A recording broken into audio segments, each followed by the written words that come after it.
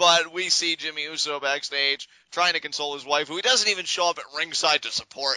Why are all of you babyfaces douchebags? You are all so unlikable. And that's coming from me. From me. You should be ashamed of yourselves. What do you mean from you? You claim all the time that you're a heel. What are you talking about? Well, that's what I'm saying. Like, if I say the horrible things like I laugh at the Lion King when Mufasa died, and I'm saying that you're horrible, be ashamed of yourself and reassess your situation, son. Jesus. Yeah, that's true. Exactly. We then go from that to Miz and Mizdow again, and this is kind of funny, because Miz's facial expression, I think, really sold it. And Sandow reveals his project. He's had a camera team filming The Miz for the past 6 months, and he's calling it Manhood, coming to a theater near you. And Miz's face is just like, the heck are you talking about? This was awesome. Yeah, I really love that Mizdow kind of pulled one over on Miz here. I mean, it didn't cause any tension or friction, but just the idea that he kind of pulled the rug out from underneath him with this. So, yeah, I had a good laugh. We go from that to Naomi versus Alicia Fox. Of course, Naomi again has her arm tied behind her back. No, not really much to say here. Naomi does get a nice comeback, at one point in this match. Kicks Alicia Fox out to the floor. Seems like she's going to try and follow it up with something, but the handicap is just too much for her to overcome. Fox gets the big kick to her gut, and then a scissors kick for the win. So Alicia Fox, again, she's heel. I guess she's staying that way, and yeah, she got the win over Naomi here. You know what? I don't even mind. Alicia Fox is adorable. Yeah, on Total Divas, she's amazing. Her and Paige, I think, have just totally bumped the show up a few notches for me. Yeah. Not gonna lie. And she had because my mom has the app, and she's absolutely obsessed with pulling up any commercial segments that happen on the app. And Alicia Fox had a pre-match interview with Tom Phillips, and her interactions with Tom Phillips are gold. Yes. She asked for a kiss on the cheek and he wouldn't do it. And she held her face sideways up to his face. And he was just like, what are you doing? Stop it. And she literally grabbed him by the back of the head and smashed his face up against her cheek to try and simulate a kiss. It was ridiculous and exactly the kind of humor that the WWE should be trying to do more often because it's actually entertaining. And kudos to Tom Phillips, too, because he just seems like such a fun personality working off the Alicia Foxes and the Rybaxels, when he used to do that stuff. God, I love Tom Phillips. And he got demoted from SmackDown, man. What the frick? I am so... We're going to have to deal with 2 hours of Byron Saxton on Thursday. I am honestly so ticked that Tom Phillips didn't get the job. As somebody that kind of grew up on some great announcing, which you guys know, for me to say that I like Tom Phillips and that he does such a great job. Who was the Raw announce team right around from 02 to whenever Lawler and Cole kind of took it? Was it Lawler and Cole back then too? No, from 02 to whenever it changed up. It was predominantly because I know JR was only doing, I think was it pay-per-views only that he was doing for the longest time? Well, I mean, from 02 to whenever, it's weird, because from 02 to a certain point, it was Jim Ross and the King, both TV and pay-per-views. Then really? Yeah, I thought that, dude, I feel like I remember watching some old, 01, 02, 03 stuff, and not hearing Jim Ross and hearing Cole instead, and being like, wow, I did not realize that Cole was the lead announcer for that long. Yeah, see, it's a complicated thing, because I know that Jonathan Coachman also had some stints behind the announce desk. And even Paul Heyman was behind the announce desk for a while. Yeah. He was the prominent voice with the whole invasion angle, and then when that ended, he got fired and King was brought back. So yeah, commentary's gone through some shifts, and I'm just disappointed that Tom Phillips got slighted here, because I think he's a great play-by-play man. And again, the biggest compliment I gave him, he's able to rein in Cole and JBL and keep the focus on the matchup. And I'm not saying Byron Saxton won't be able to do that. I'm going to give him a fair listen, but I already knew that Tom Phillips was capable of that, so why not just run with it? But I digress. We go from that to, where did we go next? Yes, the Usos are looking unhappy because Naomi lost, but then we get another segment of Ambrose with the doctor, and yeah, Ambrose, the psych evaluation just continues here, and, back from that break, Paul Heyman and WWE World Heavyweight Champion Brock Lesnar burst on the scene. And Paul says it's great to be back at the home of where it all began. They showed the video of Lesnar ending the Undertaker's streak at WrestleMania 30. And once again, Paul Heyman just hypes up Brock Lesnar like the end-all, be-all of professional wrestling. Heyman's the best promoter out there, dude. Yeah. I mean, you know that old phrase, that guy could sell an Eskimo snow? Well, I know that's supposed to be metaphorical, but I think it's true for Paul Heyman. Yeah, he is just so good. I think he is the only person. Could you imagine Paul Heyman and Dolph Ziggler selling you something at the same time? Oh my God. The universe would implode. But I really think Paul Heyman deserves a lot of credit for taking the sting out of when Brock Lesnar is absent, because I know a lot of people are making the comparisons, how is this any different from when, The Rock was champion? I know we've addressed those things before, but I think Heyman is a big part of that. I don't know what you're talking about, John. It's super easy to take the sting out of anything since he never shows up either. But yeah.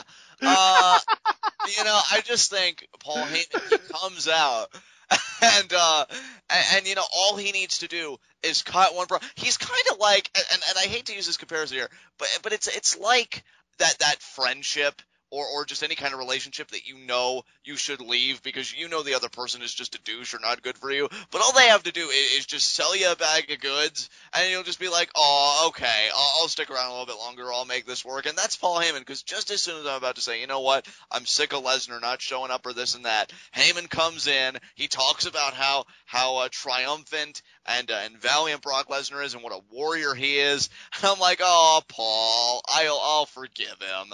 And we're right back here. So I'm stoked to see Lesnar again, defending that belt at the Rumble. Heyman got me legitimately pumped for it. In fact, I'll go as far as to say that up until this promo, I mean, yeah, I'm excited for the Rumble for what it represents in itself.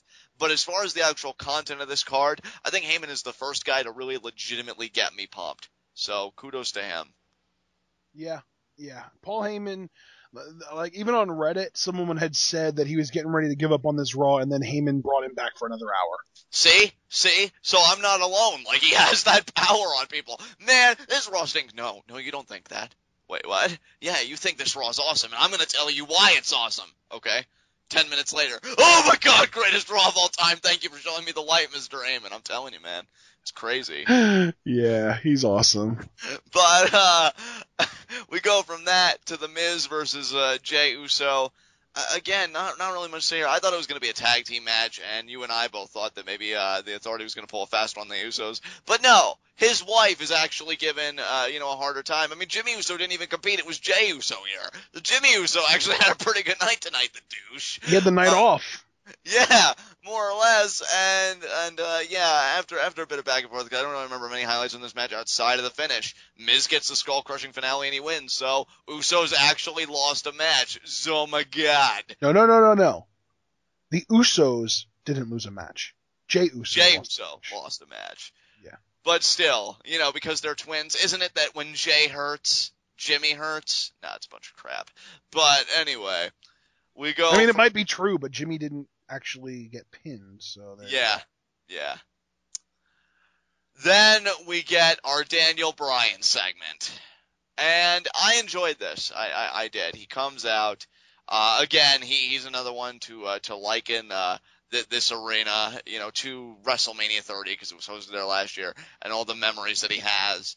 And, he promises that he's going to win the Royal Rumble this year, and he's going to go on and main event WrestleMania again. Aw, yeah. And he says, I don't care what the Authority has to say, except you're going to hear what the Authority has to say, because as soon as you said that, Stephanie McMahon's music hit, and she came out.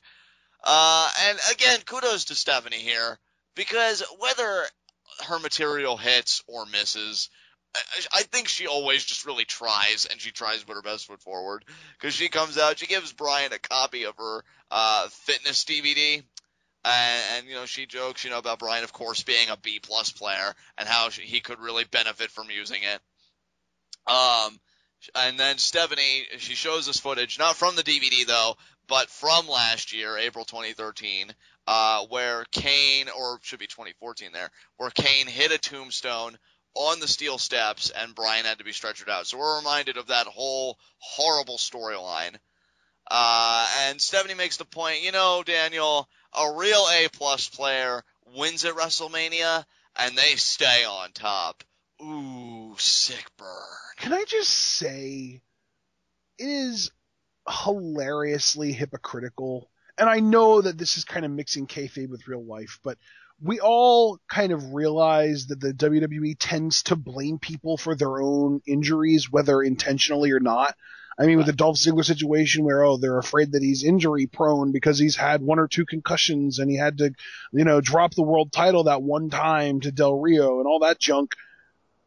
Is it just me, or do they use those examples while completely ignoring examples of times when somebody won a big title, got hurt, and still ended up coming back and winning another championship again? Look no further than Bad News Barrett. Bad News Barrett just got back from injury, and within a month, he's the Intercontinental Champion. Yeah. If anybody is injury prone, Bad News Barrett has gotten injured literally every single time we feel like they're finally getting ready to give him a push to the main event. Yeah. It's sad but true, because I know you and I love BNB, but that's not really the point. The point is, the proof's in the pudding. Well, and even to go even further than that, John Cena, in 2007, that ridiculous title reign was cut short to injury. Yeah.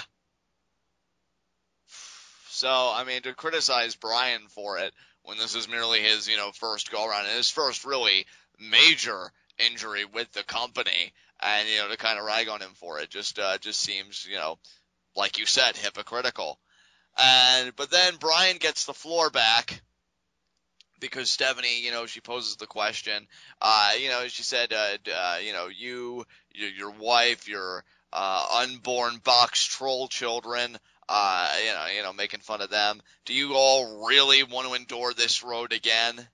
To which Bryan replies, yes, yes, yes. And then, of course, it gets more amped up and more aggressive. Oh, and that's another one. Speaking of Stephanie McMahon, her husband, that guy who claims to be the King of Kings, I seem to remember him being in a pretty important spot in May of 2001 when he tore his freaking quad and came back in 2002 to win the Royal Rumble and eventually win, I think. Did he win? He did win. He totally did. He won the undisputed championship at WrestleMania 3 months later. Are you kidding me? But we're going to talk about Bryan and Ziggler like there's something wrong with them because they've gotten injured. But you see, Triple H, though, is an A++ player. So, see, the injury, the extra plus is able to absorb it, so he's still an A+ player. So it all works out. So, yeah, Bryan says, he does want to do it all again. And he says about, yeah. Sorry, no, I was just thinking about Vince McMahon sliding into the ring for the Royal Rumble, tearing both of his quads. I guess he's only a B+ player, too. Yeah, I guess so.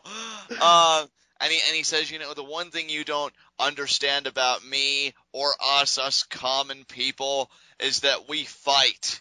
And while you were born with a silver spoon in your mouth, I've had to scratch and claw for everything I've been given, and I will do it again. And pretty much making all these promises, I will be the man again, and you can't stop it. And she says, well, Bryan, if you're really itching to compete, if you're really itching to prove yourself, then, we're not going to make you wait until Rumble, because you're competing this Thursday night on SmackDown, and here is your opponent. And look, I'm sorry, Ashley, because I know you and I have been kind of laughing a little bit this segment, just going through everything. But this is where I had to laugh, because Kane's music hits, right? And I think we all expected it to be Kane's. That's not the issue here. The issue here is how commentary sells it, because I understand they were trying to do a good job, and this isn't even really against them, but it's comical, because at least if it was Kane coming out in his traditional garb, the mask and everything else, I could let it pass. I really could. But he comes out in his corporate attire, and they're all like, oh, no. Oh, God, no. Not him. Not him.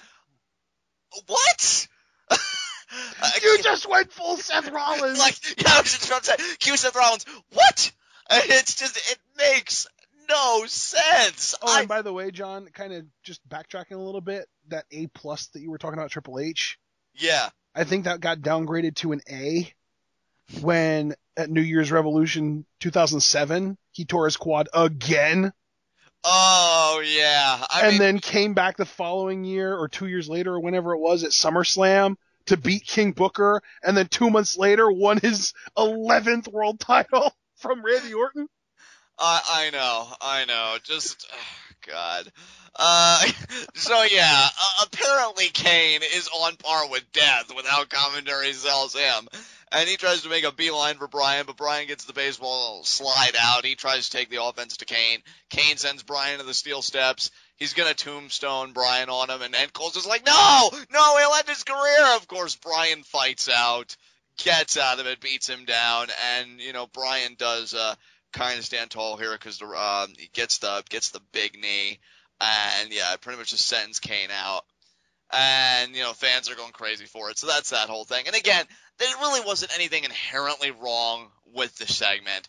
I just found it comical that Kane, in his business attire, is billed as like this huge threat. Oh man, Daniel, you gotta get out of there. He's gonna file Chapter 11 bankruptcy on you, Daniel. Just, I can't take it seriously. You're going to have to pay 40% of your current income. Oh my God, the property tax levels. I'm sorry. But what I can... Hold on. Okay. What I can Compose yourself, man. Yeah, it makes it so hard with corporate/concessions Kane. But what I can take seriously... Whoa. What happened to Alzheimer's Kane? Oh, and Alzheimer's Kane, affectionately with love.